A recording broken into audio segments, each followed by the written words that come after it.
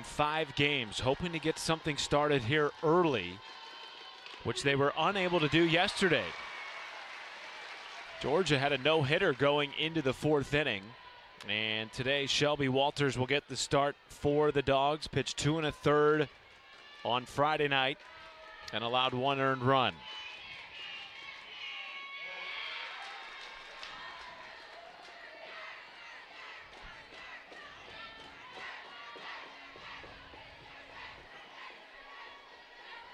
Jenna Johnson batting leadoff. It's a new role for her this year, and she's handled it well for the Tide. So much expectation for Alabama year after year with the success that they've had under Patrick Murphy.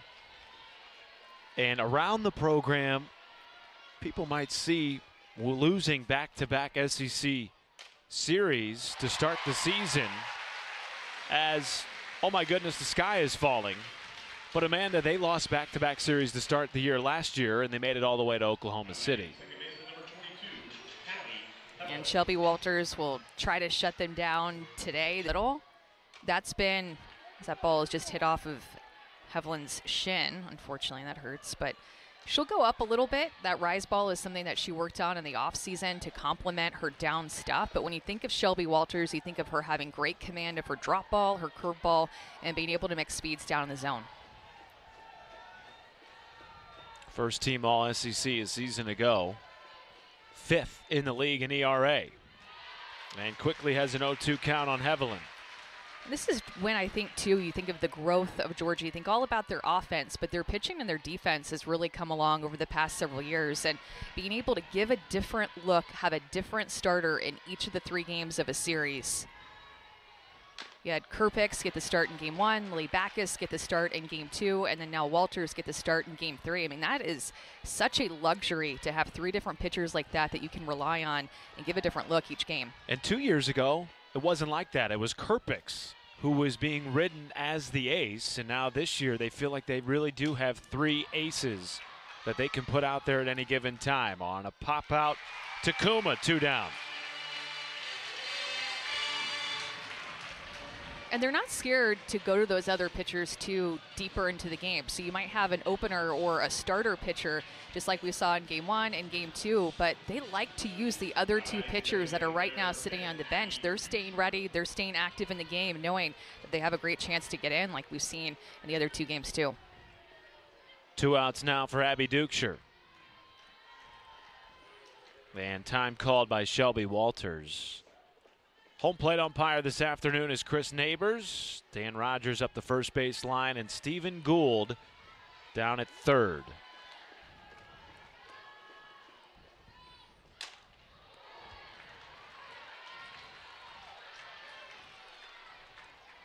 Dukeshire leads this Alabama team with 29 hits. Just one of 2 players on the roster right now with 20 or more hits in the season.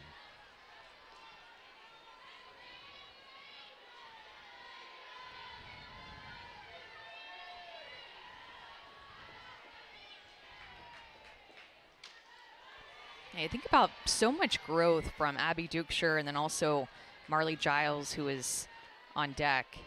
Those 2 athletes have been key in Alabama's offensive production this year, and just so much growth from last season for them.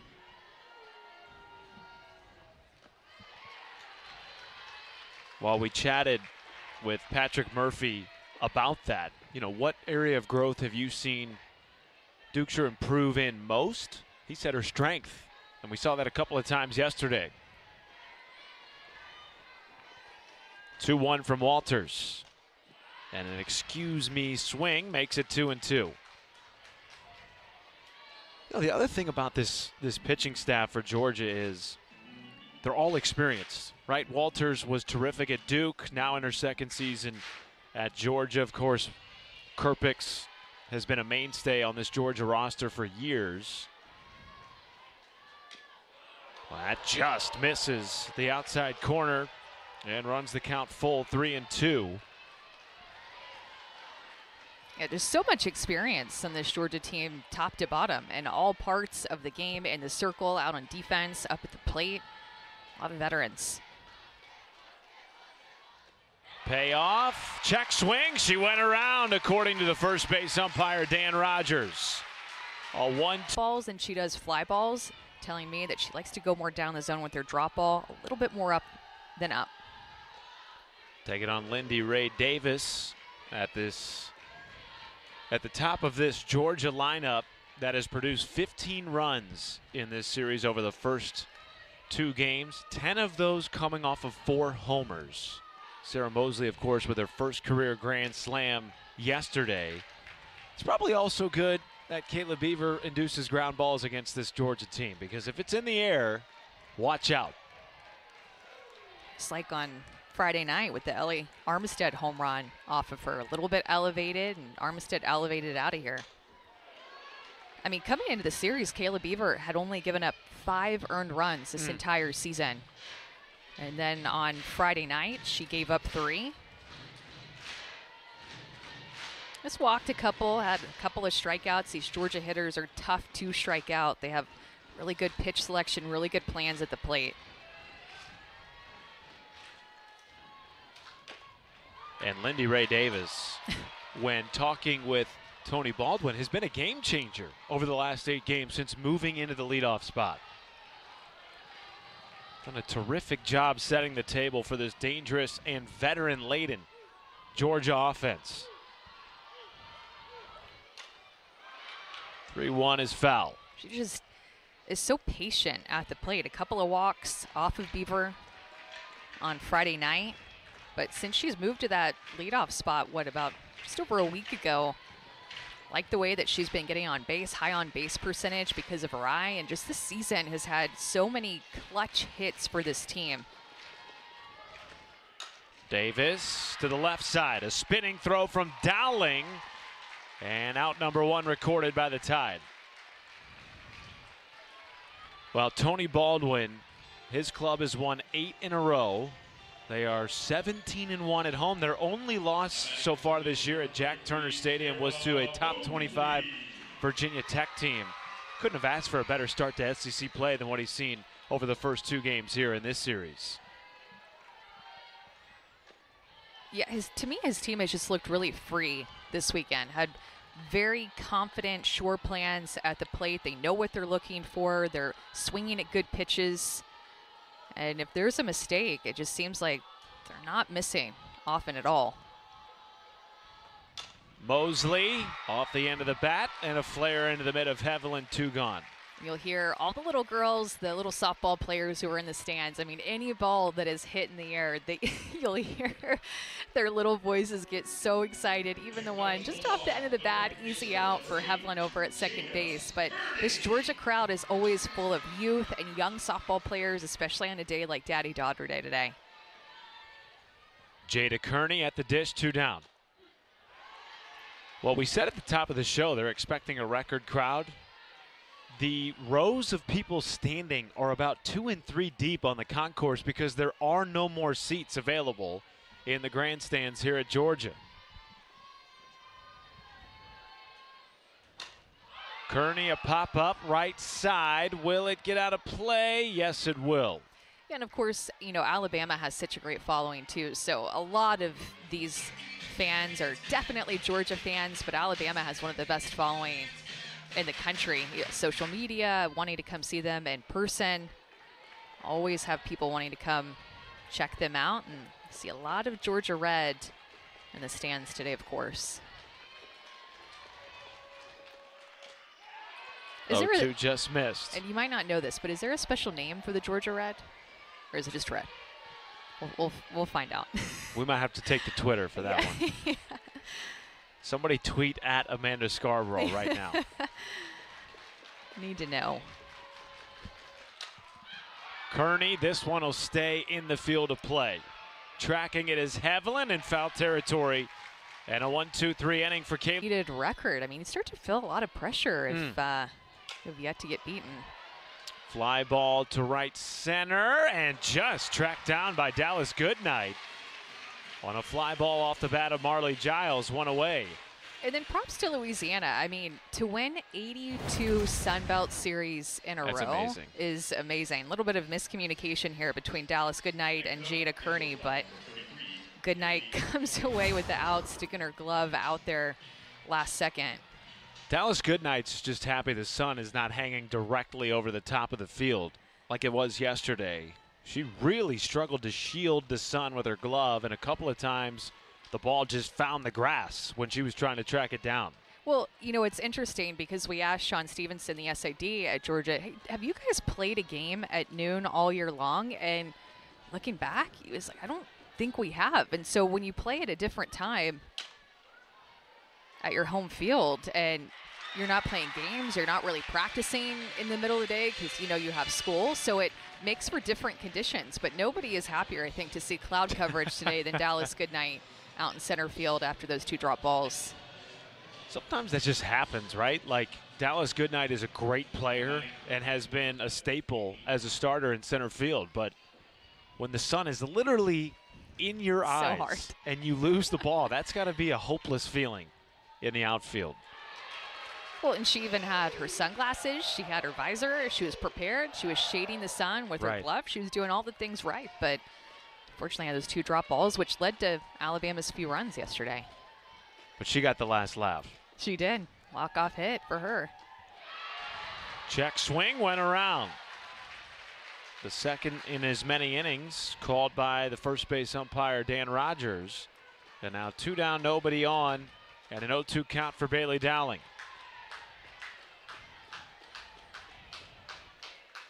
Shelby Walters, back-to-back inning-ending strikeout. Conference coming into the weekend.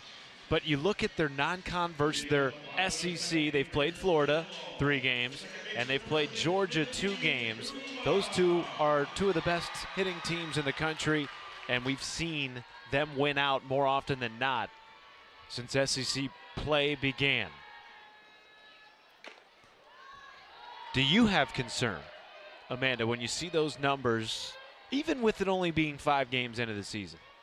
No, I think it's a long season, first and foremost, and they're facing 2 of the best offenses in the SEC. So, you know, maybe a small bit of concern, but I think that this is a pitching staff with Lance McMahon, their pitching coach. They're just going to learn what to do from here moving forward. They're facing a very good Florida team, and then this Georgia offense that has just been lights out, especially this week. They're seeing the ball so well, so big.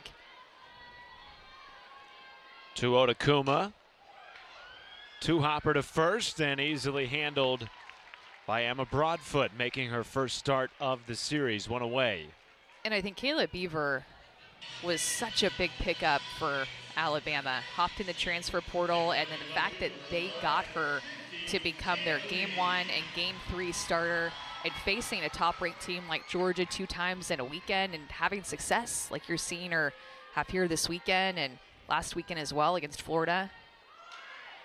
Huge for them to get her and kind of take the place of Montana Fouts from last year, throwing Game 1 and Game 3. Not easy shoes to fill, of course. Montana Fouts, arguably the best pitcher ever at Alabama, through 50% of the innings last year. And Beaver in her first season transferring up from Central Arkansas to the SEC.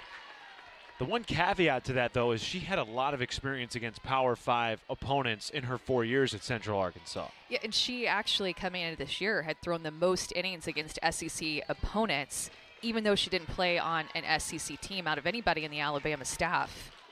Go figure. I know. Just goes to show, though, how much Montana Fouts threw against those SEC opponents, and just it's a different, new-looking Alabama staff with her as a transfer, with the freshman Brisky, and then Jayla Torrance is the mainstay who's been there for all 4 years. Chambly got hit on the thigh, and the first base runner is on for either team this afternoon. Yeah, so one thing about Kayla Beaver going up against left-handed hitters, she's just not scared to go inside. She's very competitive. This one just gets away from her a little bit. Looks like a rise ball that was trying to go up and in on the hands of Chambly, but she throws with really good velocity, upper 60s, 68, 69, 70 miles an hour, and it can have a tendency to tie up those left-handed hitters who don't get pitched inside all too often, but she's not scared to. And now Jaden Fields. Big news in the Fields family. Her brother, Justin, just traded to the Pittsburgh Steelers and will, at least for now, back up Russell Wilson to start the season. But she has been a terrific athlete at Georgia in her own right and having a career year this season. After she went to Tony Baldwin ahead of last year, Amanda, and said, I don't know if I want to play softball anymore. And Tony said, well, let's just finish out this year and then we can reconvene afterwards. And about midway through last season, she came back to Tony Baldwin and said, you know what? I'm having the time of my life, and I think I want to come back again another year. And now here she is. Well, yeah, he said that she talked to her brother, Justin, about it, actually. And he said that if he could do it all over again, he'd stay in college as long as he could. And so that had an impact on her decision and just wanting to continue to play. She's really big into journalism, wants to, I believe, be a reporter, and is very involved in Georgia athletics and just a career that she's really excited about and passionate about, and kind of you start to get that itch, right, of, oh, I'm ready for that next step. And he said, just hold on, think about staying there a little bit longer. Well, when your brother's an NFL quarterback and says, I would have done it differently and stayed in college longer, that might perk up your ears a little bit. Full count here to Fields with a runner on and one down. No score yet here in Athens. Fields a slow roller to second. The flip is good, and the timing not there for the double play, but they get the lead runner as Fields will reach on a fielder's choice.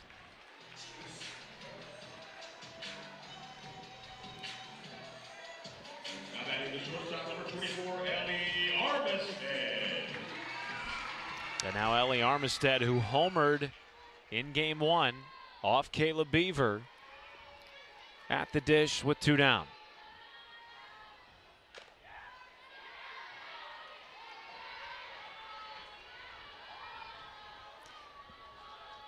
Yeah, you'll notice when Caleb Beaver is pitching, she has a really unique delivery. She kind of does this bounce where she gets up on her toes and then sinks down into her legs and then pitches. You just don't see that very often. Usually a pitcher is pretty still with their bottom half as they go into their load. To me, that is something so unique about the way that Caleb Beaver pitches. And I asked her about it yesterday before the game. I said, have you always done that? She's like, yeah, always have. For as long as she's pitched, this has been her delivery. Kind of creates that energy, that hop, that explosiveness. And the other unique thing about Caleb Beaver is that she gets all the way to the right side of the pitching rubber. Sometimes you'll see pitchers start dead in the middle. She likes to have her right foot all the way on the right side of the pitching rubber, kind of on that inside corner to right-handed hitters. And then she can still create that angle to paint the outside corner to right-handed hitters. It's very unique. A couple of quirky things about her, and still leads to a lot of success and a great career. 3-1. Flared right into the mid of Emma Broadfoot, and that ends the inning. So Beaver pitch. It is one of the deepest conferences, and every weekend is like a super regional. It sounds like a cliche, but it really does feel that way. But when you look at their offensive numbers, just about the same, and then even their pitching ERA being a little bit better than it was up to this point last year. Kendall Clark leads it off for the Tide here in the third. You know, it was interesting. We chatted with Patrick Murphy mid-game yesterday, and he said, listen, we want to win these games, but this is all leading up to May and June. That is what our eyes are set on in this program. As Clark pops it up to center. Goodnight gets out of the way, and the play is made by Kearney. That is the second time in as many innings that those two have had some communication issues, but luckily for them, it's resulted in outs both times. I mean, Dallas Goodnight, her heart must just be stopping every time a fly ball is going out to her at this point, with the two drop sun balls yesterday that went to her and then the two toward right center field. Some slight miscommunication or late communication with Jada Kearney. Whew, not easy with the ball in the air in the outfield right now. And now Emma Broadfoot in her first start of the series over at first base. And we went back and looked at the numbers 2 of Alabama's offense for the first 2 games, and they've left 14 runners on base, 1 for 15 with runners in scoring position. So just feeling like you're one big hit, you're one swing away from scoring more runs, from giving your pitcher a little bit more confidence in the circle that the offense is going to show up, from taking the pressure off of your defense. Just one swing away, but 1 for 15 with runners in scoring position. Not numbers you want to see, but you're getting runners on. Just need to find a way to get them over. That was the big point that Patrick Murphy made after game 1. Felt like they were 1 or 2 at-bats away from turning the result of that game. Yesterday, of course, Georgia just jumped out early and ultimately run ruled the Tide. Their bats just a lot hotter. But if you think maybe Alabama takes advantage of 1 or 2 more at-bats with runners on in night 1, this is a 1-1 series. And we're playing a rubber match here on Sunday as opposed to Bama trying to avoid the sweep.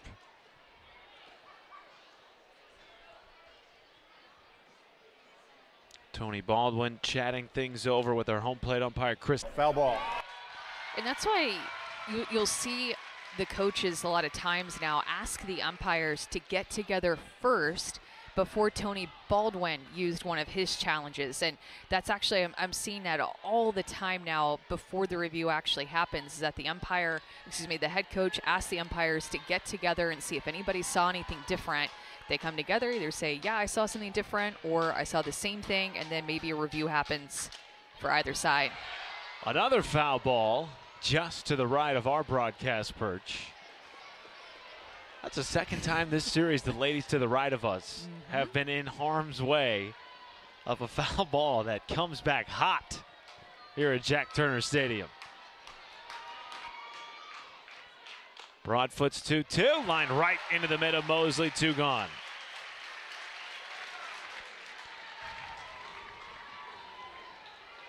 It's a good start here from Shelby Walters. 1 out away from setting down 9 consecutive Crimson Tide. Yeah, and in case you're wondering, you don't get to keep the foul balls here. So a lot of fans are asking for friends next door to toss it to them, but then they would just get to touch it and then give it right back to the usher. Some places you do get to keep them. You know, softballs are expensive these days. A dozen softballs. What isn't expensive these days? Right, that's true. Inflation touching every corner of the country. Here we go. The 0-1 to Kristen White. Slaps it past Mosley. And an errant throw from Ellie Armistead. White will stay put at first base, and that extends the inning for Alabama. Just a touch and go slap here from Kristen White in the perfect place for her to use her speed to get down the line. And the only way that Georgia wouldn't have been able to get out there is if Sarah Mosley were to cut that off and then the third baseman be able to make the throw to first. But as soon as it gets past her, when you have speed like Kristen White, she's got to be able to get there for an infield single. For the first time today, Alabama has a runner aboard, and now Jenna Johnson, her second time up. And they still have not officially ruled that a hit or an error. I think hit. I agree. But I'm also not the official, so what I say really doesn't matter. And it is a hit. Look at you. Which makes it the first hit of the game for either team. This is a Bama roster that can really apply pressure with speed on the base paths if they get on.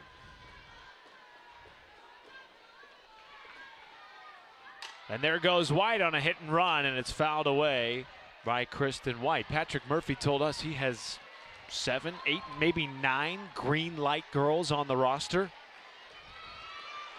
And that's something that has been missing this weekend from Alabama. You haven't seen them get to use that speed a lot. It's just such a big part of their offense. And time called by Tony Baldwin. And I wonder if he's asking first base umpire Dan Rogers This is easily the longest review of the series that we've been part of. The fourth review, we had 2 yesterday, 2 in this inning alone. After further review, the runner did leave first base early. The runner at first is out. And that ends the inning. Good challenge by Tony Baldwin. And we're lower significantly, and even Emily Kennedy over at A&M. She's been SEC Pitcher of the Week a couple of times. So you're seeing some names that maybe were pitching the SEC before. Maybe they're a transfer like Kayla Beaver come into the SEC and just have very successful seasons so far up to this point. Emily Digby leading it off for Georgia. Down to the count 0-2 to start. Even an Aspen Wesley who pitches for Mississippi State. Mississippi State, a team that has gotten into the top 25 rankings for a few weeks now and having a very successful season. She's been a big part of that staff.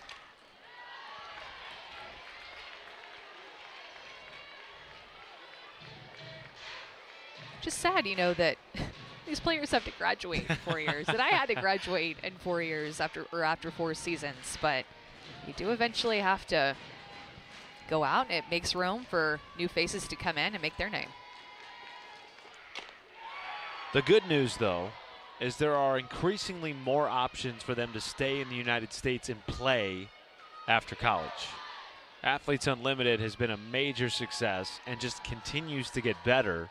And so we still get to see these collegiate superstars playing on a top level on our soil as Kayla Beaver gets her first strikeout of the afternoon and sets down Digby one away.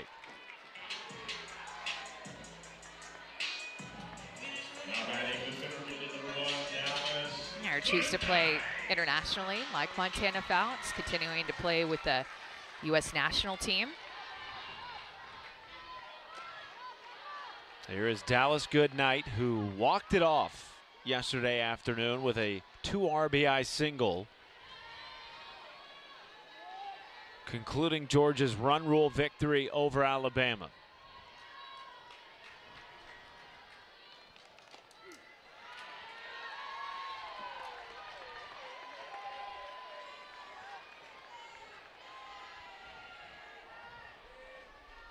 Georgia trying to sweep the Tide for the first time in program history. As Goodnight flares it into left field, and it drops in fair territory. First base hit of the game for the Bulldogs. And Jenna Johnson was playing Dallas Goodnight so deep. Surprised actually to see the Alabama outfield playing Goodnight so deep. You see where Jenna Johnson starts just 10 feet away from the warning track, so opens up a big hole over on the left side. She has to run a mile. Even if she was playing a little shallower, that still might have fallen. But Alabama's defense, their outfielders playing pretty far back for Dallas Goodnight, more of a slapper. And now back to the top of the order for Lindy Ray Davis. Goodnight takes off. Here comes the throwdown from Giles, and no tag applied by Kenley Cahalan.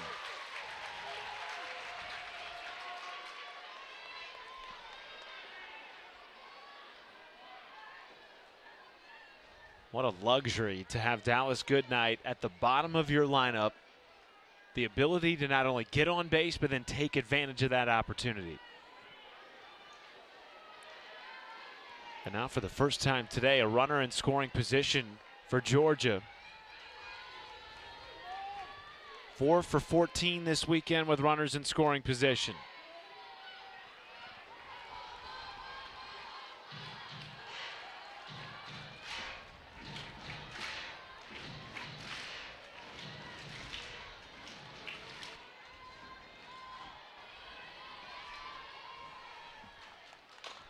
Davis fouls it just right of the first base bag.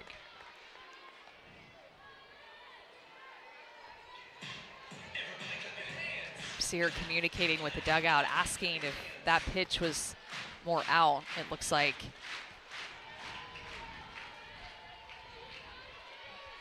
The 2-1. Davis down the line in right field. It'll score. Goodnight from second base. Davis into second with an RBI double, and Georgia with a 1-0 lead.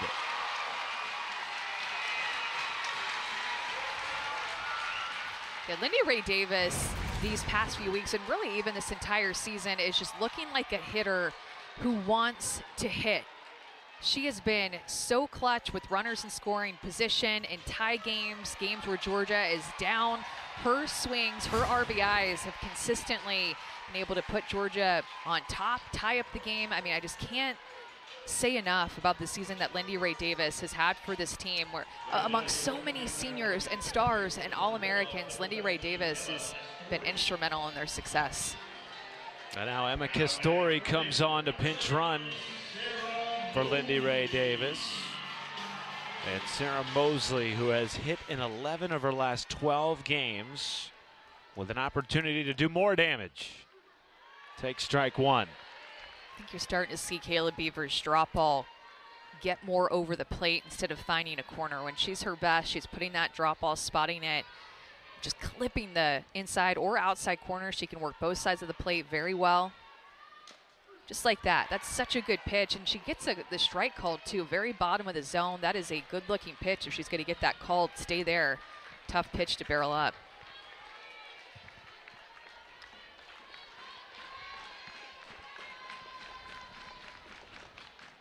Mosley goes after the 0-2 upstairs. And the second strikeout of the inning for Kayla Beaver. I mean, wait. What a good job of Kayla Beaver to go right at one of, if not the hottest hitter in Georgia lineups. Went low and out with the drop ball and then up and out of the zone. She's not going to chase this pitch all too often. Saw her tomahawk a rise ball at her eyes yesterday. So a pitch that she thinks that she can hit, but swung and missed that one for the strikeout. Jada Kearney also has a home run in the series to right field, riding a 5-game hit streak coming into the day. Fouls it out of play behind home for strike one. I think one of the daddies was attempting to catch that with a couple of the softball players right next to him, and he got up, he called it, he was there, hit off of his hands, and then unfortunately couldn't come away with the catch.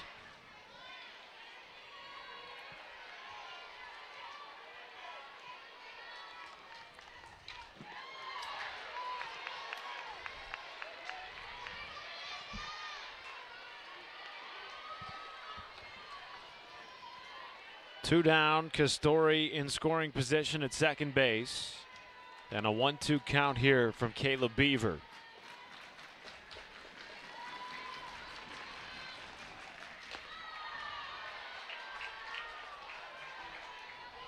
Try to do the same thing that she did to Sarah Mosley, try to get Kearney to chase that rise ball out of the zone.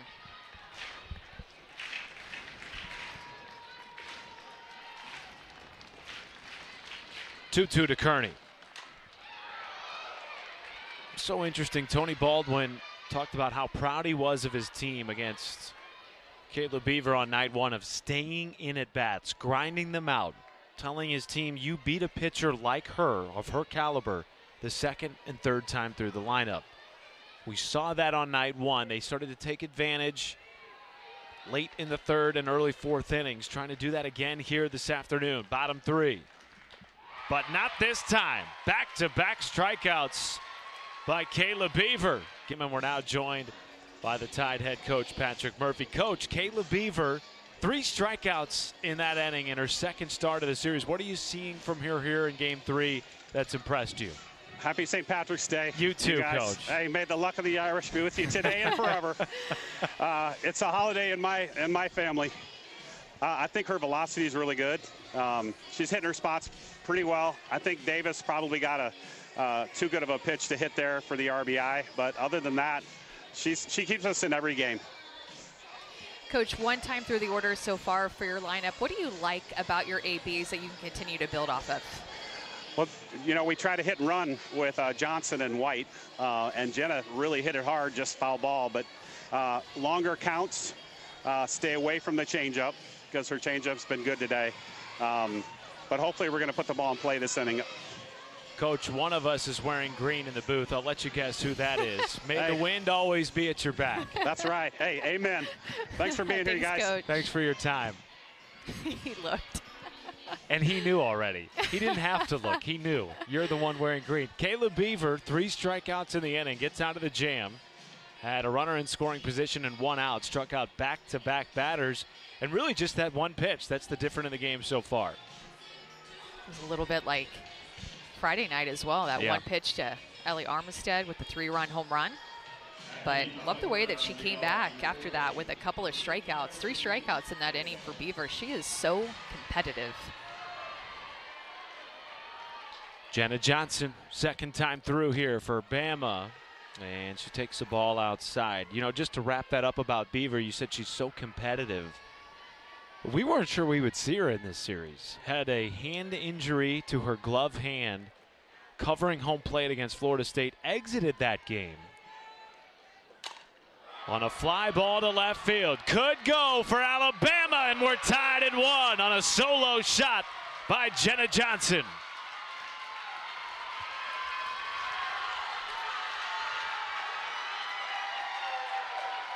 Coach Murphy just mentioned how well she struck that foul ball whenever Kristen White got called out at first base for leaving early. And what that did when Tony Baldwin and Georgia reviewed that runner leaving early, it put the bat back in the hands of Jenna Johnson to start off this inning. First pitch she sees, she crushes it. It was struck a lot like that foul ball, but she got even more of it, tied up this game with one swing, the senior with a solo shot.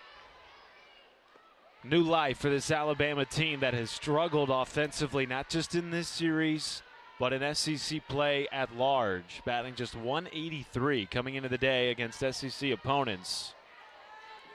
That might supercharge this team with Callie Hevelin at the plate. And that might be the first time this year that I've seen the runner leaving early end the inning. And so the batter who was up at the plate when the runner left early starts off the inning and hit a home run in that next at bat. That's like a little bit of payback right there. And another hard hit for Alabama. Callie Hevelin, this Alabama team just starting to square up these pitches. Well, now the last 3 batters for Alabama have reached base. 2 hits to start the inning at the top of the order here for the Tide in the 4th.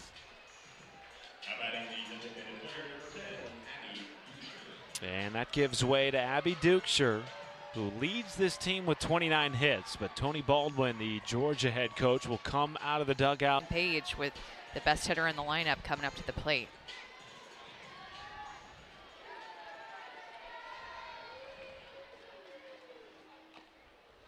She has been excellent to start the season, ranked 5th among first basemen on Softball America's early season list as a sophomore. The 1-0 from Walters.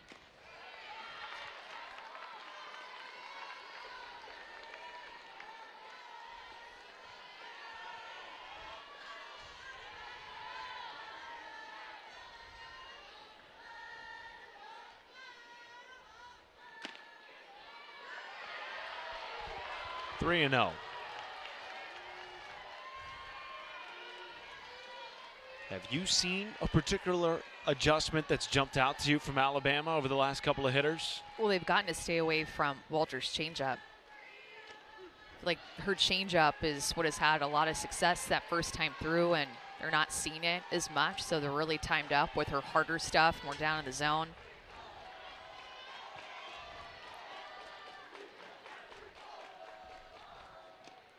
Dukeshire takes strike 2, loads the count, 3-2.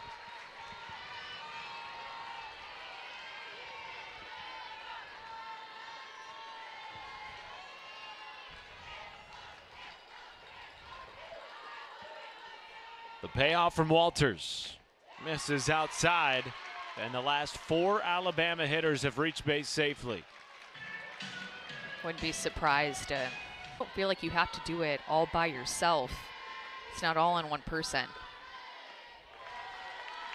Well, that's kind of what Tony Baldwin told us has been so good about having Lily Backus come over. Of course, Walters joining the staff last year from Duke. It has relieved the pressure off of one person. And a couple of years ago, that was Kerpix. Not sure where that one missed. 2-0.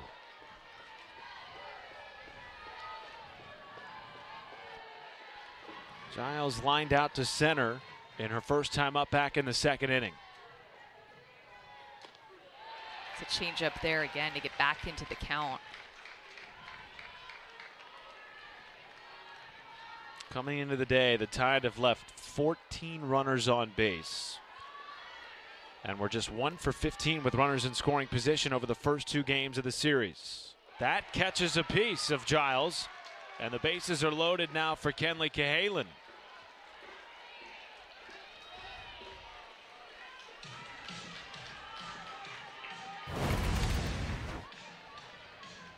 Yeah, clearly on that back elbow. Unfortunately, not the elbow with the guard on it. Sometimes you got to wear one for the team, though.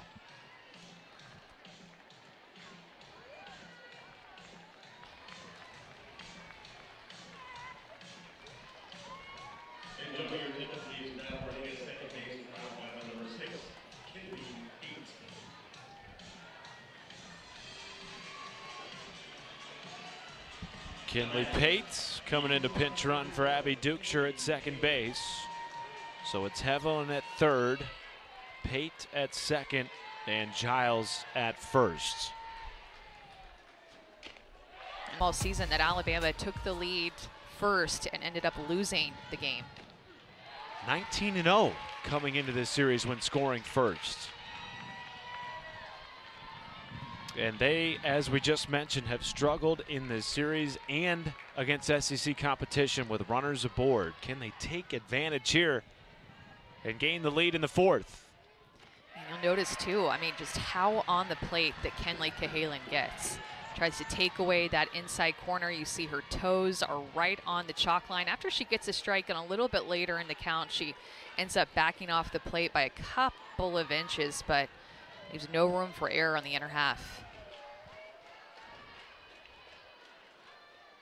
2-1 lifted into left field. Back on it is Chamblee.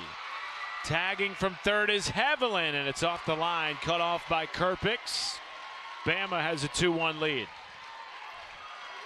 And what I feel like right now, Matt, is that Alabama is feeding off of the energy that Kayla Beaver gave to them in the last inning. And yes, Georgia took the lead in the bottom of the third inning, but she struck out the last 2 hitters of that inning. Then what does Alabama do? They come right back in. They attack, they answer the 1 run that Georgia scored in the bottom of the third with 2 of their own and take the lead. 2 on, 1 out for Bailey Dowling.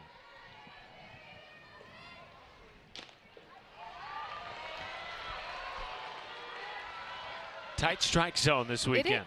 I'll tell you what, it is so tough to be a pitcher in the SEC and a pitcher this year and seemingly the last couple of years. The strike zone has just seemed so tight. Dowling into right. Back on it is Kearney, and it's off the wall. Here comes Pate around third. She will score. And they'll hold both runners at second and third. Back-to-back runs for Alabama.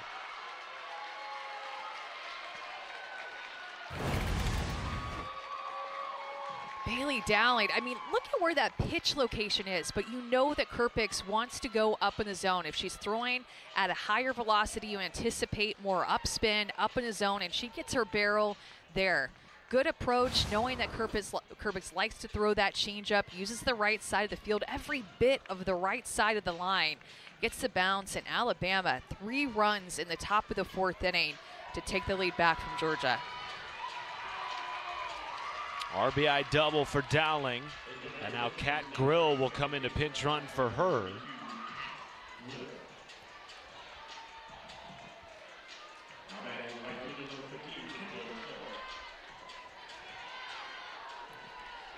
Lily Backus now getting warmed up for Georgia in their bullpen. Here's Kendall Clark. With 1 down and 2 runners in scoring position.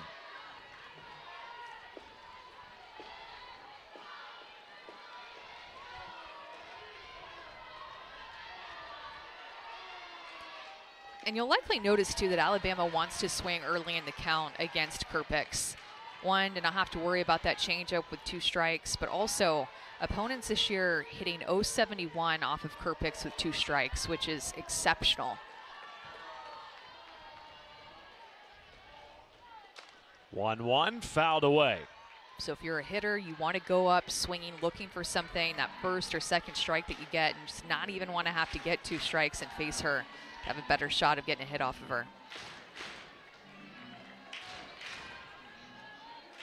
Kendall Clark hitless in the series. Big spot here, down 1-2.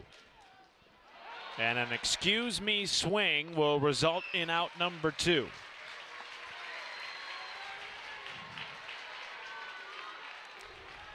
Great job by Lindy Ray Davis to keep that changeup that was in the dirt in front of her and still be able to come away with the out. That's a pitch that Kerpix has to feel like in that situation that she can throw in the dirt to get that swing and miss.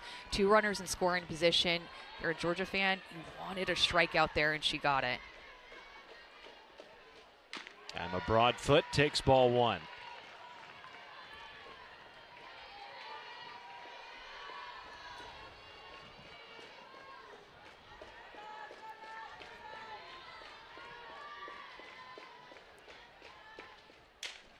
Into left, charging on is Chambly, and she won't get there. 2 runs will score for Alabama.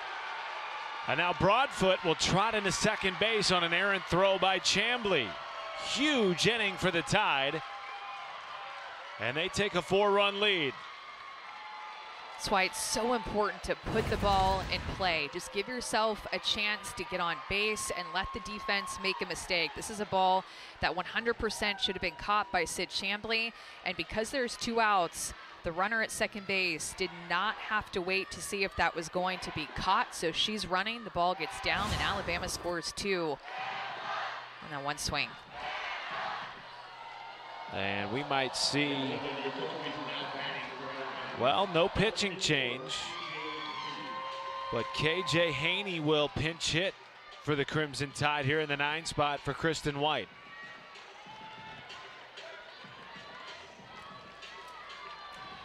Bama with 5 runs, the most they've scored in a game in this series. And still threatening with a runner in scoring position.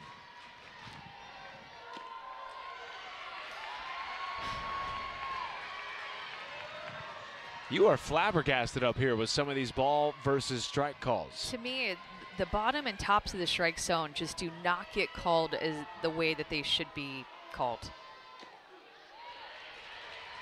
And the hitters are so good, progressively getting better and better and better, and there's so much information on pitchers that just feel like you have to be able to call the top of the strike zone and the bottom at the knees. The 1-1 from Kerpix is backhanded by Mosley. Gets it across the diamond and dug out by Emily Digby in time to end the inning, but not before Bama can play. Showdown between Alabama and Georgia, and now joined by Tony Baldwin. Coach, thanks for doing this and taking the time. Your thoughts on what you've seen from your team in this series as far as their attitude and aggressiveness? Yeah, you know, all in all, we've competed well. I thought we've kept our composure and, you know, just done the things that we've talked about in terms of what's our blueprint for winning games. Now, you know, one of the blueprints is putting a 0 on the board after you score, and that was kind of opposite of that. So now we got to go into phase 2, which is the answer back and trying to score after they score and see if we can't get back in this thing. Yeah, down by 4. What's the message to your offense to get back into the thing? Yeah, you know, she's throwing well. She's using both sides of the plate. So we just got to stay in it, compete, and manage to have good at-bats and see if we can't wear her down here in the last half and get some things going. Stay in it, the mantra of Tony Baldwin this year. Coach, appreciate your time. Good luck the rest of the way. Yep, thank you. Go Dogs. You know, Amanda, that's exactly what he talked about when they beat Caleb Beaver in Game 1. Just his team's ability to stay in it and find ways to win later in the game in the 4th and 5th innings, knocking her out and getting into the bullpen. And now they'll try to do it a little bit here in the 4th with the meat of the lineup, Kuma, Chambly, and Fields. Kuma's been the hottest hitter arguably on this team this season. Her .408 average coming into the day leads all Bulldog hitters. And Larissa Pruitt comes into right field as a defensive replacement for Kendall Clark.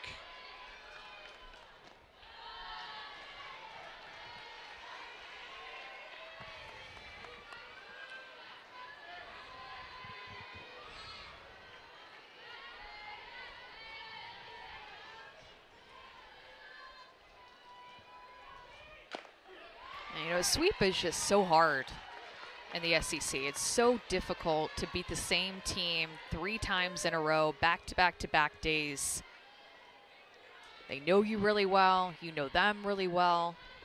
You've seen each other those 2 games just before. And, I mean, sweeps are just incredibly difficult, no matter if you're playing home or on the road. Plus the pride component, right? You don't want to be the team that gets swept by an in-conference opponent. In fact, Alabama's never been swept by Georgia. And they haven't been swept as a program in this league since 2013. That's remarkable. Yeah, over a decade, really is. And it just goes to show the consistency of the program. And I mean, Georgia's right there as well. These are 2 teams usually up at the top of the SEC, making it to supers. Kuma just got a piece to stay alive at 2-2. There you see it, Alabama's last sweep at LSU in 2013. Georgia has never swept Alabama, and they've actually never won a series against Alabama since 2018. Already shored that up, though, with 2 wins in the series to start. Good job there by Kayla Beaver, fielding her position and making the throw in time to get Kuma one away. And you mentioned the injury that Kayla Beaver had on Wednesday night in Tallahassee against Florida State, and looked like that was a glove hand injury. She was covering home on a pass ball. The ball was tossed to her to go down and make the tag, and there was a bit of a contact, a little bit of a collision, but you see that she has a brace on her glove hand. So she's a really good fielding pitcher, fields her position well, gets a lot of ground balls right back at her, and so even being able to go back on that chopper to her, grab that ball, make the throw to first, she fields her position very well. And we asked Lance McMahon about the protective guard on that glove hand, if it was at all discomforting, and he didn't think so. He felt like Kayla Beaver was really more so wearing it for support.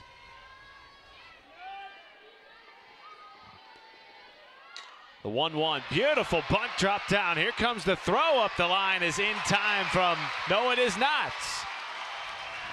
Sydney Chamblee beat the throw by Marley Giles. And Marley Giles is so athletic back behind the plate for Alabama. That was just a well-placed bunt right off the end of the bat by Sydney Chamblee. I mean, you can't do it much better than where she just placed it. If she would have hand put it there. Close play. It does look like she got down there in time, but wow, that was super athletic by Giles to come out and make that close.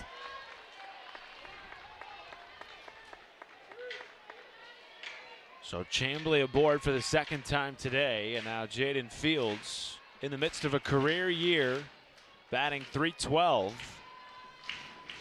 has a chance to continue the momentum.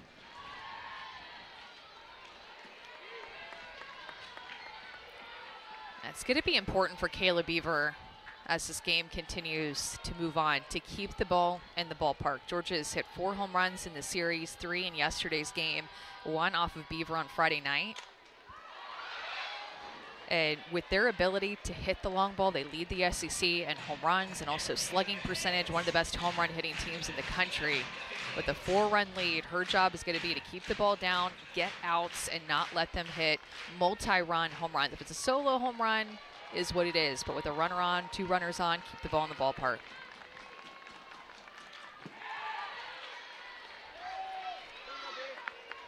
Ten of the 15 runs that Georgia scored coming into Game 3 were off the home run ball.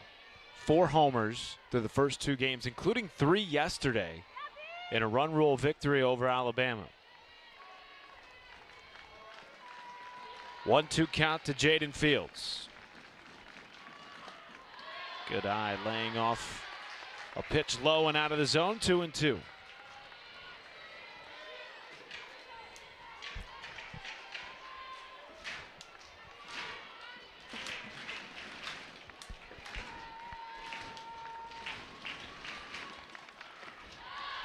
Full count.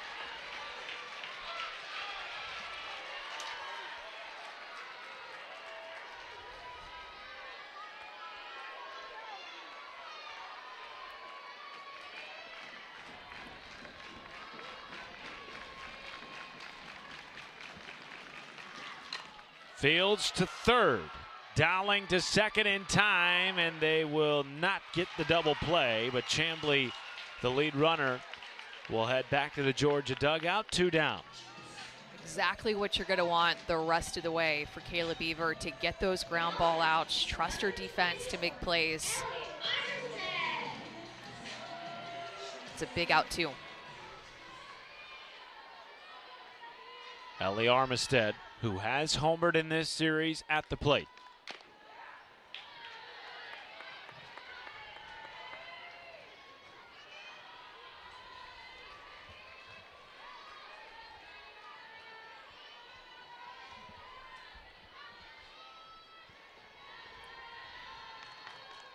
Armistead right back to Beaver, and will complete the play. Testing out that goal. Through the order, making adjustments, hitting the ball harder, and scoring 5 runs versus first time through, 0 runs and just that 1 hit. And Jenna Johnson will lead off the inning. Homered in her last at bat. Of course, we did see Walters and Kerpix pitch last inning, but first time through the lineup, Alabama went 1 for 9. Second time through the lineup, 6 for 9 with 5 runs scored. And those are the adjustments that Patrick Murphy wanted to see his team make. Even though the series is in hand and Georgia has it, as you see Jaden Goodwin in left field for Sydney Chamblee, an opportunity for Alabama to avoid the sweep and gain some momentum going into a couple of midweek games. And then, of course, the weekend against the top 25 Virginia Tech team.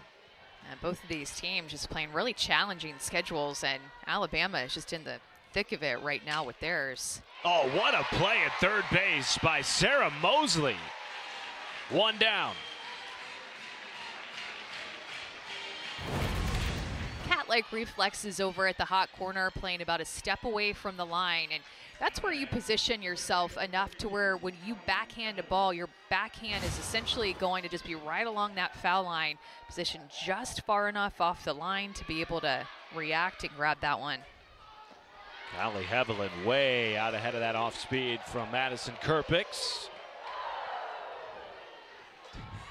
The crowd likes it too.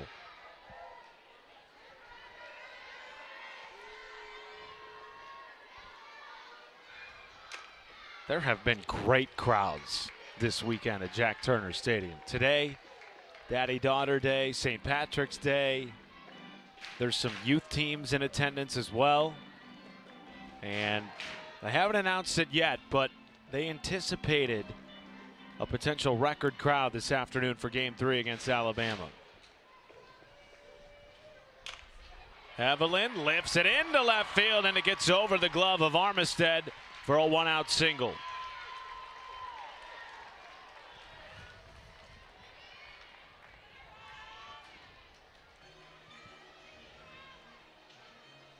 Evelyn aboard and back-to-back at bats. And Patrick Murphy is out to chat with our home plate umpire, Chris Neighbors. Perhaps making a change at the plates. Due up, Abby Dukeshire. No, she is going to stay in there.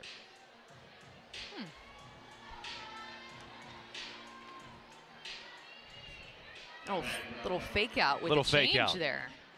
We did see Pate come in to pinch run for Dukeshire last inning. Yeah, that's exactly. And now Dukeshire, lazy fly ball left center, tracked down by Jaden Goodwin. Fresh into the game as a defensive replacement for Sydney Chamblee. 2 gone. He needed to make sure that he re-entered Abby Dukeshire for Pate. That's a great call by you. Trying to pay attention this afternoon. Yeah, trying to get all the details that go into a softball game, and there are a lot of them. There just seem to be more and more as the years go on. Yeah. Here is Marley Giles. Squared around a bunt. Drew Emily Digby in way down the first base line.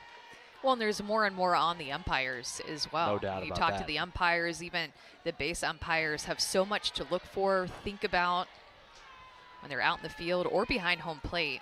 A lot of responsibilities for these people in blue. Getting the bottom half of the zone there. You know, I was complaining about a tight zone earlier, but I got to give it to him. That's getting the bottom of the zone there with that changeup. He heard you chirping up here a couple of innings ago.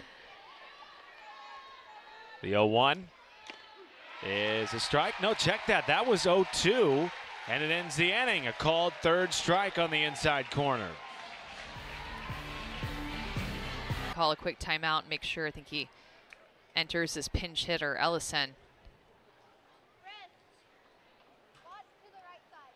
But with that, Matt, with facing that tough competition, your pitchers are facing incredibly disciplined and powerful offenses, and your hitters are facing some of the best pitchers in the country. They faced a handful of who's who, and from a Nigeri Kennedy on her home field in Stanford whenever they traveled west. Was that just last weekend? Couple of weekends ago.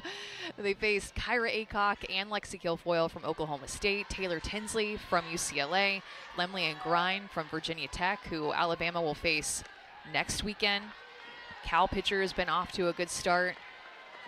So and then now Kayla Beaver for the second time in the weekend. And she's had one of the best ERAs in the country all year long. So really challenged themselves and had good numbers to show for it with the number of wins that they've put up against those top-ranked teams, as well as a very good, solid batting average against top 25 teams at about 270. And oh, by the way, top 10 in the country in home runs. That's right. Leading this conference in home runs. 2-0 to Ellison is a strike. Well, it's a team, too, that had really high expectations of themselves coming into the season with what they did last year, making it to supers, falling short against Florida State last season, and just with everything that they returned. A lot of experience, a lot of veterans. They returned 96% of their home runs, 97% of their RBI, and what they returned to in the circle with 90% of their innings pitched. So a lot of familiar faces that only looking to get better from last year and what they did. Ellison shoots the 3-1 into the gap in right center. She will turn for two and think better of it on the throw in from Larissa Pruitt. Nonetheless, a leadoff pinch hit single for Tyler Ellison. Really deep Georgia roster when he makes that pinch hit, brings in that pinch hitter off the bench. He has so many options off the bench that he can bring in. One of the deepest rosters Tony Baldwin feels like that Georgia has ever had. So much continuity, too, and we talked about it a little bit yesterday during Game 2, but it's continuity that is becoming increasingly more uncommon in collegiate athletics. Not just softball, but any sport, with the portal, with NIL. The fact that he has so many returners, not just from last year, Amanda, but 2 years ago. Now in their third season at Georgia, they know what to expect from him. They know what to expect of each other, and the standard has risen for a top 5 team in the country.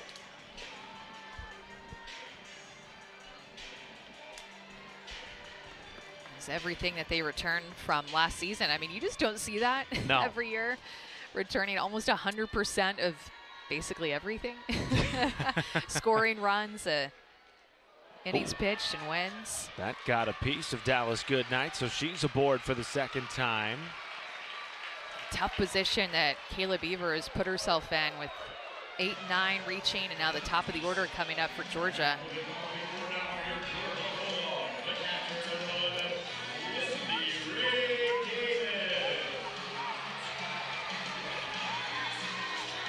you think about up at this point, too, this is the second time that Kayla Beaver has faced this Georgia lineup. How many pitches that they've seen from her, how many at-bats that they've had against her, and how she's had to step up to look a little bit different against them every at-bat. Knowing that they're one of the best home run hitting teams in the country, knowing that they're one of the best power teams in the country, trying to keep them off balance the 6th, 7th time that she faces them. Well, we heard Tony Baldwin talk last inning about how well Kayla Beaver has been working both sides of the plate. She does that especially well against left-handed hitters. We saw that supported statistically before the game when we were diving deep into the analytics. And we've seen her go on this at-bat with Lindy Ray Davis, inside and outside to the lefty. Yeah, lefties hitting 128 off of Kayla Beaver, righties hitting 176. It's a pretty big disparity. Davis just lays off, and it's 3-1. Just such good patience from Lindy Ray.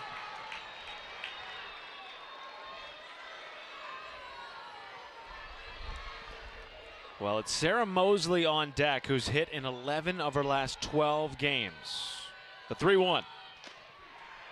Full count.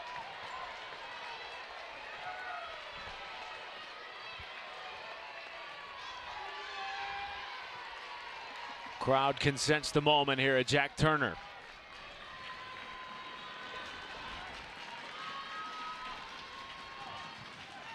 Davis, the 3-2 to short. Cahalan on the second, good. The throw to first is in time for a double play.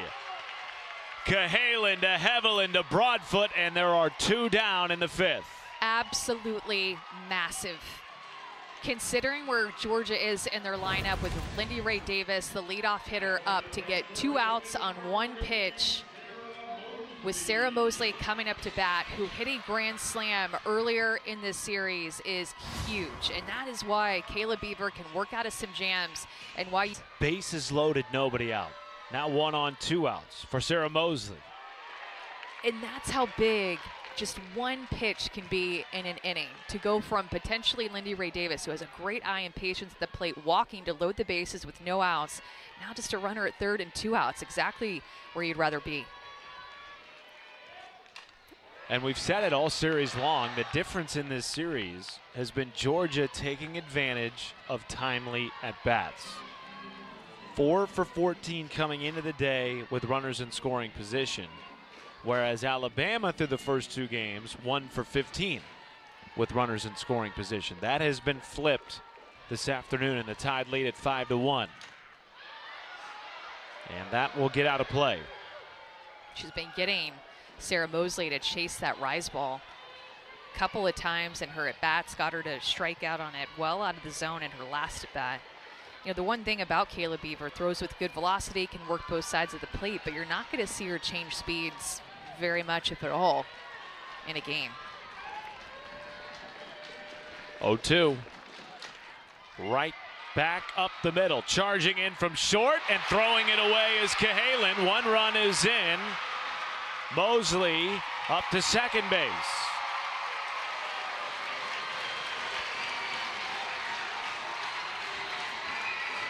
Man, that's a challenging play for Kenley Cahalan to charge this ball and throw on the run, but I mean, what a pitch again by Kayla Beaver to get Sarah Mosley, just to create soft contact like that. You wanted that out, could have been out of this inning still with the 4-run lead. And you have to be careful with Jada Kearney.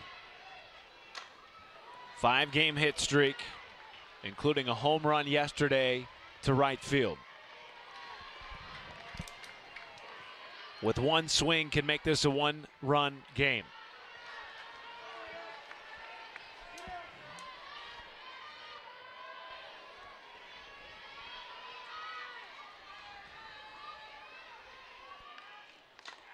Kearney, high pop-up right side. Heveland is there and puts it away to get Alabama out of the inning. And the Tide lead at 5-2 through 5 in Athens. Just don't see that all too often at all, especially at a softball field. It's like the Twilight Zone. On a packed house afternoon at Jack Turner Stadium. Madison Kerpick's back in the circle for the Bulldogs. And taking on Kenleigh Cahalan, who has already driven in 1 run in this game. All 5 of Alabama's runs coming in the 4th. And this is crushed into the gap in right center. And she has her mind on 2, and Cahalan will glide in standing with a leadoff double.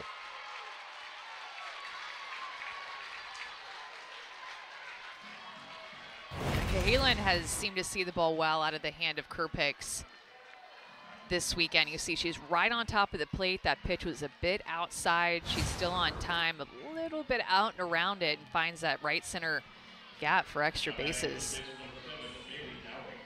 Is it just me, or is Alabama making much harder contact than we've seen them make any other game in this series?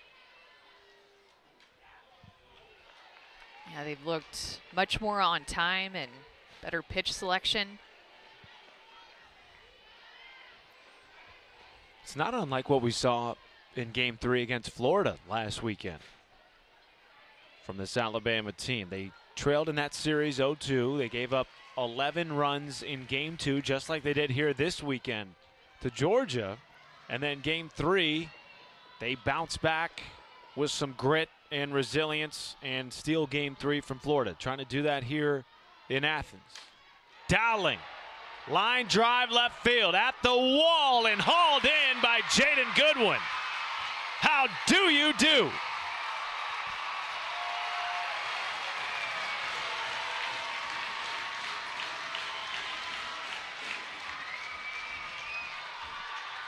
And Dallas Goodnight going over to check on her after having run right into the wall. I mean, the concentration that a catch like this takes is just top notch, and now Tony Baldwin going to go out and check on her as well, and she gives a thumbs up, says that she's okay, which you love to see. But well struck ball. I thought that this was going to get out of here, but gives Goodwin enough time to track it down. Kayla Breaux, the first base coach, Alabama alum, ESPN alum, thought that ball might have hit off the wall and was asking anybody else in the dugout if they thought the same thing. But nonetheless, what a play by Jaden Goodwin, saving at least 1 run. Yeah, it did give that impression because when she hit the wall, it bounced out of her glove, but I don't think it did hit the wall at all, but it kind of was deceptive how you could have thought that. Just good focus. Once it pops out of your glove, the focus it takes after running into the wall to then go back and re-catch the ball is just an unbelievable catch. There is Kendall Clark. Remember, Jaden Goodwin didn't start the game in left field. Came in a couple of innings ago for Sidney Chamblee and has made a couple of nice plays out there in left. Well, and Tony Baldwin, you know, told us coming into the series that he feels like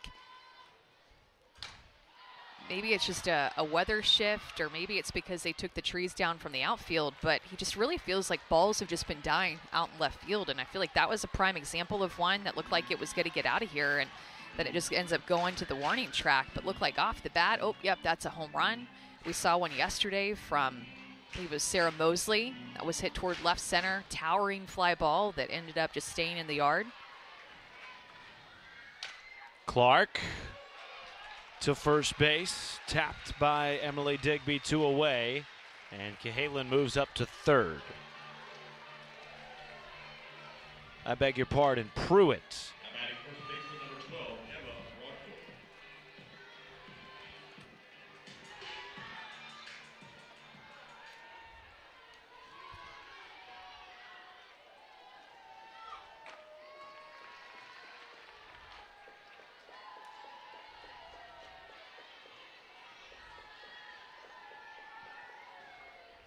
Emma Broadfoot with a 1-0 count and a runner at third base. 2 down in the 6th.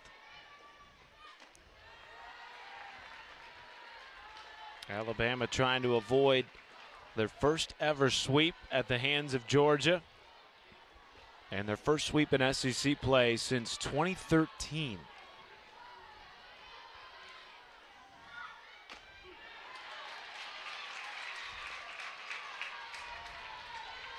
They have had a brutal schedule This ends a 10-game stretch in which 9 of their opponents have been top 25 teams.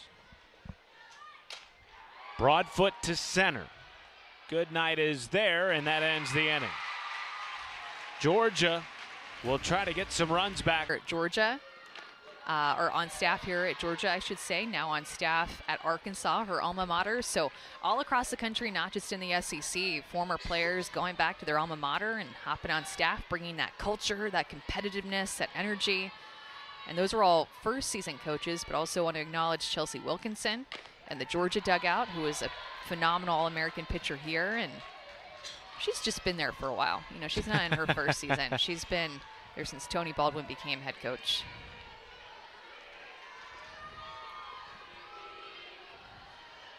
2-0 count to Tony Baldwin's hottest hitter this year, Sydney Kuma, who started the year on a 13-game hit streak. Longest of the season so far for any Georgia Bulldog.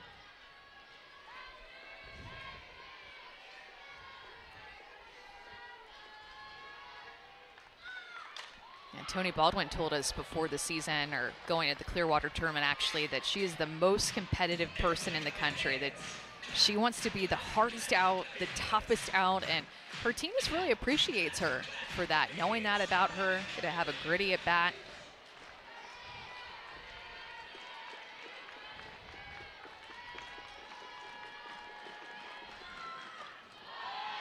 Well, Amanda, she was hitless in 4 straight games going into yesterday. Broke the hitless streak with a grand slam, her first of her career. Never takes an at-bat off, always competes.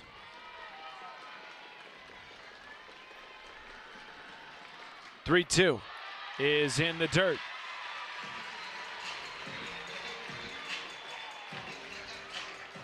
And I beg your pardon, her home run yesterday, not a grand slam. That was Sarah Mosley. I saw you jump for a second. You're like, wait a minute, am I wrong or is he wrong? Because normally I'm the person that will just get things like wrong like that. But, you know, they've both been around for so long and they're both so similar in their power, RBI potential, and they've been here forever that it is easy to get them confused. Both right-handed hitters and played together for so long. Thanks for covering me, partner. And I'm serious when I say that. It happens. Here is Jaden Goodwin, who made a heck of a play in left field in the last inning, saving at least 1 run off the board for Alabama. Lifts it to left at the wall and off the top of the wall for Jaden Goodwin. She will score Kuma from first on an RBI double.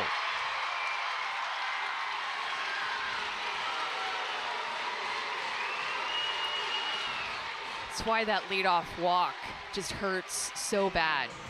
You have the lead. Sydney Kuma drew the walk, and now she's able to score from first base. Beautiful swing by Goodwin. Swinging early in the count. Great AB to start off this inning by Kuma, grinded it out, and then Goodwin's second pitch of her at bat drives in a run.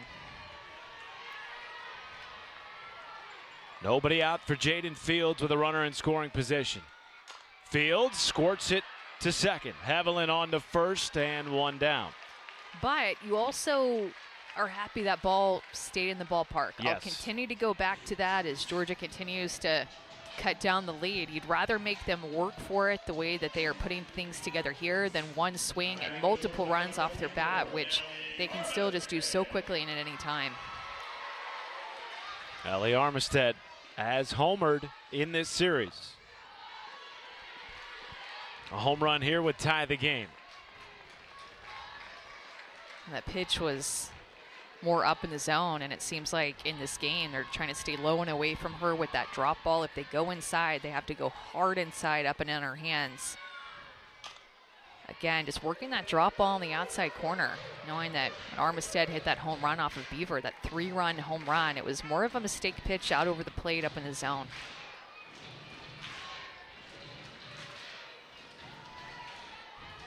Georgia looking for its first sweep of Alabama in program history. Great catch by Giles. That pitch had so much velocity on it that when she grabbed it, it almost spun her around, doing a 360. 100th pitch of the day coming for Kayla Beaver. To short. Cahalan looks the runner back to third and fires across the diamond, 2 gone. And the infield. A lot of softer contact off of her with that drop ball. Hannah Davila makes her first appearance at the plate this series. Dug out nicely by Marley Giles.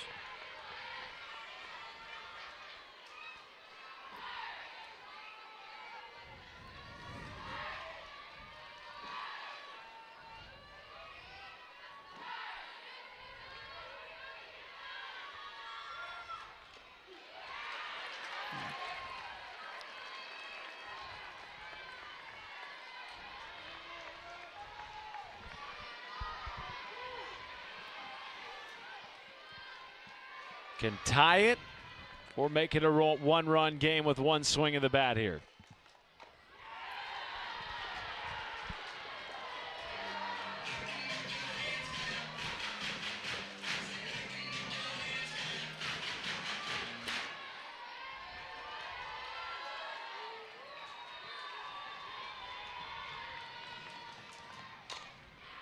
Off the end of the bat. 3 straight ground ball outs to end the inning for Kayla Beaver. Takes on 9-1-2 in the Bama batting order. Kristen White leads it off for the Tide, who played it all 5 runs in the 4th. And Backus was terrific yesterday. Didn't feel like she pitched 5 innings because it was so quick. Took a no-hitter into the 4th inning. And similarly to what we heard Patrick Murphy talk about today about Kayla Beaver, always gives them a chance to win. That is how Tony Baldwin feels about Lily Backus, and has felt really good with her in the circle to start the season.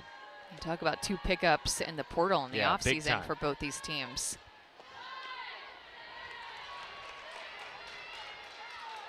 Just a consistent mindset that Lily Backus brings to the circle, and of course comes from the left-hand side as Jaden Fields will now enter the game enter the game on defense and play first base. Had been the DP. The 1-2. And White goes down on strikes, and the tag just to be sure by Lindy Ray Davis, 1 away. For those of you who are wondering where you can find Tennessee and Bama with SEC Baseball, that is starting on SEC Network Plus or on the app. And we'll get you there to Dave Neal and Chris Burke after the conclusion of our game here in Athens.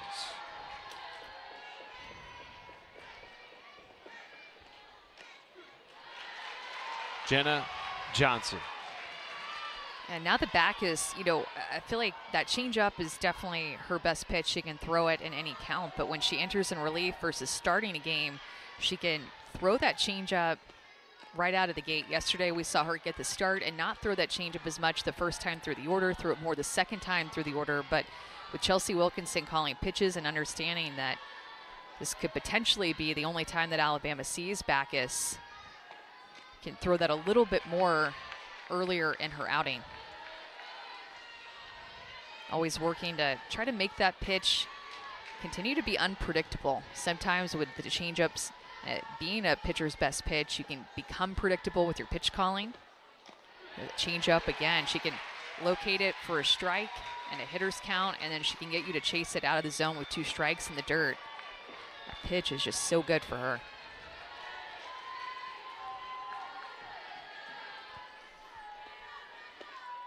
Swing and a miss, strike 3. Back-to-back Ks for Lily Backus. Yeah, both on her changeup, throwing it multiple times within it at bat. I mean, look at the location of this pitch. It not only moves down, but it moves in toward Jenna Johnson. That pitch to Jenna Johnson and the way that she just took a swing at that pitch, she thought it was a curveball coming in at 63, 64. Instead, it's a changeup with nasty movement and 2 strikeouts for Backus in her outing. Again,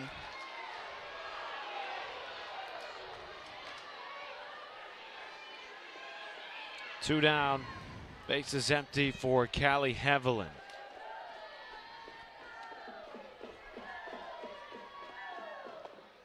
Next inning for Georgia. It's Goodnight, Lindy Ray Davis, and Sarah Mosley. Probably not a better section of the order that you'd want to come up in your final half, down 2.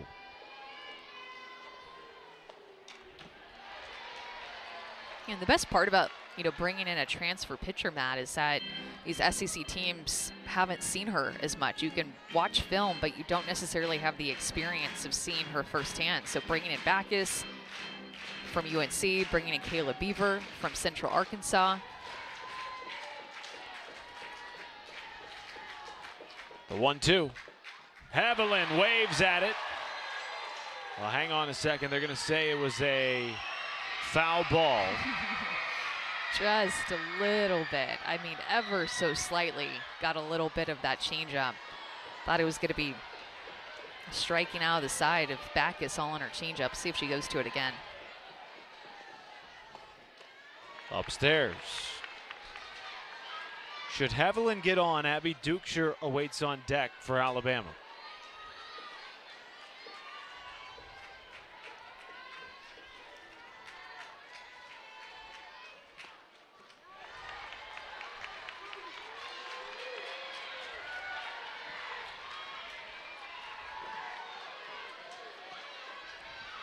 Full count to Hevelin.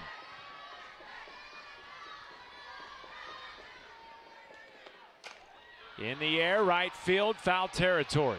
Charging in to make the play on one knee is Jada Kearney. This good night, rather. Lindy Ray Davis and Sarah Mosley. 9-1 and 2, the do-ups. And remember, Dallas Goodnight yesterday walked off the game for Georgia in run rule fashion with a 2 RBI single.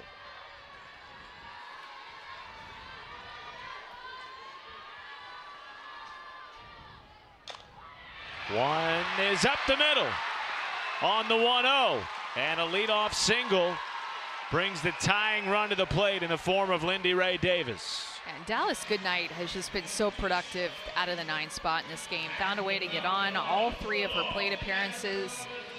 Single, hit by pitch, and then a single to start off the bottom of the 7th inning. Exactly what you want out of your leadoff hitter. In the inning, leadoff hitter. I was picking up what you were putting down. Yeah. Davis into left field and down for a base hit.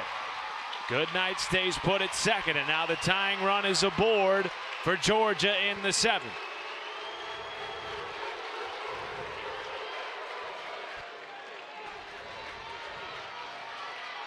Just Lindy Ray Davis going to school on how Kayla Beaver has pitched her in this game. Stayed away, low and out, and made a good adjustment from her previous at bat where she hit a ground ball off of that pitch.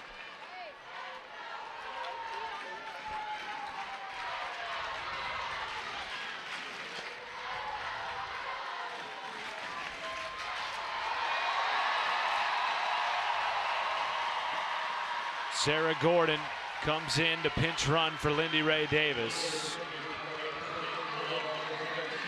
You can tell too right now, Matt, the confidence that Patrick Murphy and Alabama have and Kayla Beaver to try to finish out this game. It would be around this time where you're thinking, all right, 4th time through, should we make a change here? Having better contact and at bats, and now this is the 8th time that Georgia has faced her this weekend, and continuing to leave Kayla Beaver out there with the confidence they've had in their ace pitcher this year. Mosley hit a grand slam yesterday.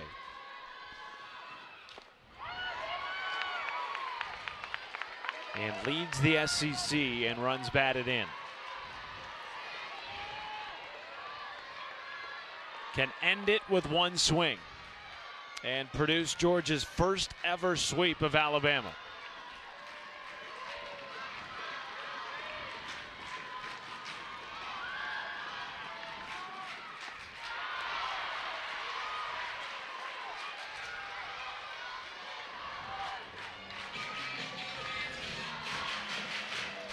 Alabama hasn't been swept in an SEC series since 2013 at LSU. The 1-2. It's good play coverage on that outside corner low and away, and the fact that she's took that rise ball out of the zone. We saw her chase that pitch and a couple of other at-bats. Put together a really good AB here against Beaver.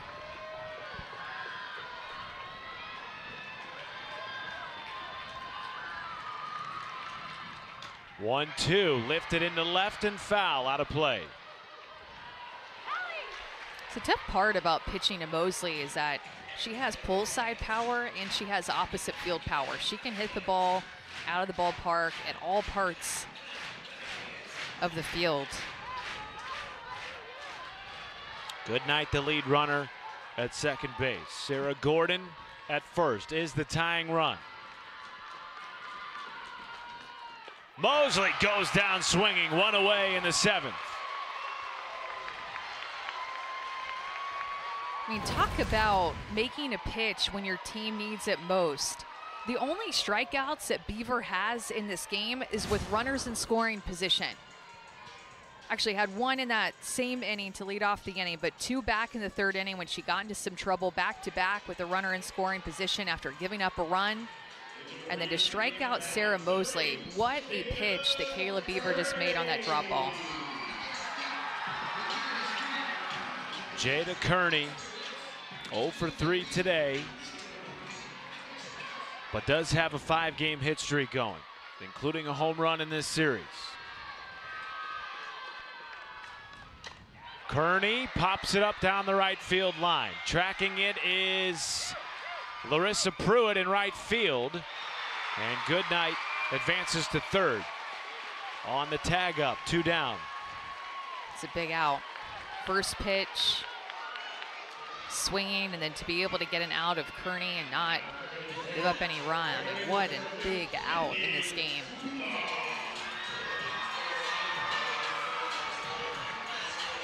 Tying run at first for Sydney Kuma.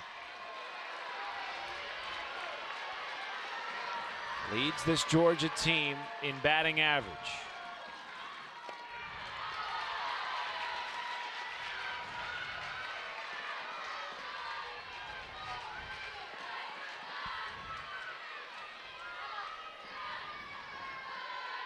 Kayla Beaver 1 out away from a complete game victory and snatching a series sweep out of the hands of Georgia. The 1-0.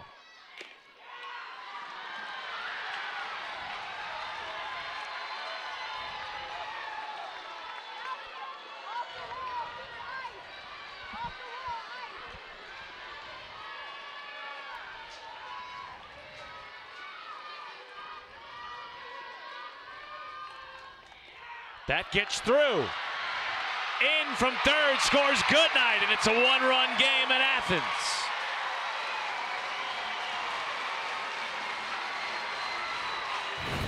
So much going on here because that ball sneaks by and now Georgia is within a run, but also the runner advances from first to second and moves into scoring position to try to tie up this game. Heads up base running by both Goodnight and Gordon, who now stands at second base as the tying run, and they will intentionally walk, barely, Sydney Kuma.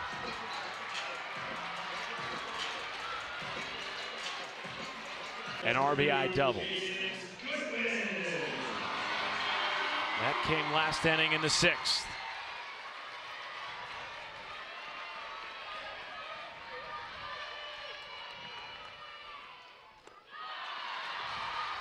Feels like mayhem up here. I was just thinking the same thing. I mean, this is just one game in Georgia's first SEC series and Alabama's second series, and it just feels like we're in the middle of May right now in the postseason. Regional or super regional atmosphere this weekend for Georgia-Bama. Another game with 2,100 plus fans in attendance at Jack Turner Stadium. Tying run at second, go-ahead run at first.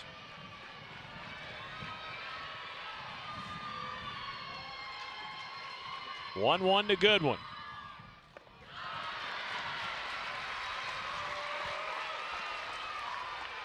You can tell Giles is trying to have some quick reactions, and Beaver losing command a little bit, maybe feeling the pressure, some nerves, trying to make the perfect pitch. It's making it tough on Giles right now to receive. 3-1 to Goodwin.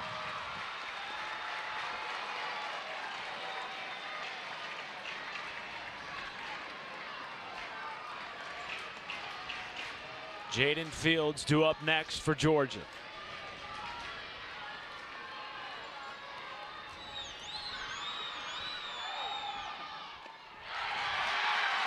Ball 4.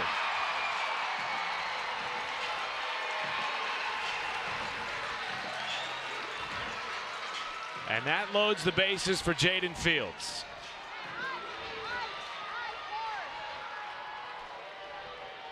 And Alabama will stay riding with Kayla Beaver.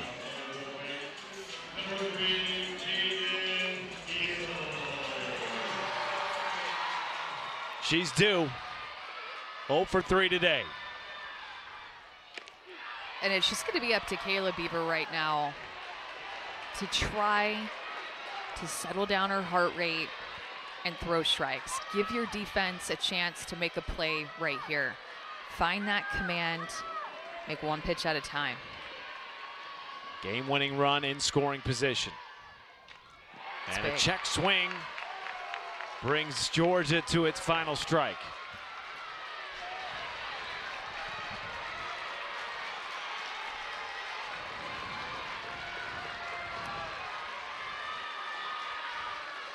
Gordon at third would tie it. Kuma at second would win it. 0-2 to Fields.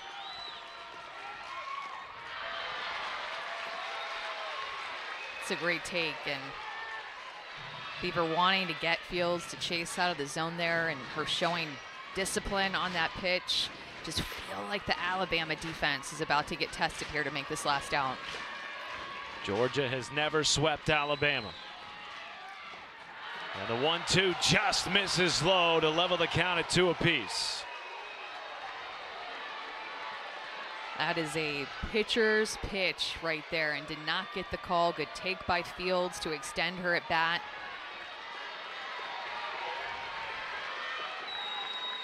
Beavers 2-2. Outside, ball 3. Full count.